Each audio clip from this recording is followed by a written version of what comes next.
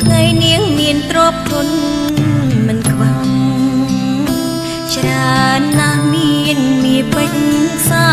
កចិញ្ចៀនខ្សែដៃទុកទូកៅអីសប្តាហ៍ល្អខ្ញុំកំដរដើរតាមស្រួលស្រគ្រប់ទី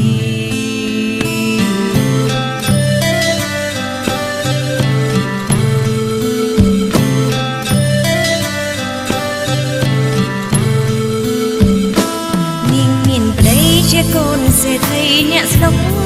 ស្ដំរៀងគាត់ហំពូកែសំដីគ្មានពីចង់ស្គាល់វេលាតើនាងយល់ព្រមប្រគល់ជីវិតបងទីដែលជាសង្សារអ្នកក្រក្រេនាងសានឈឺផ្សាចោលស្នេហា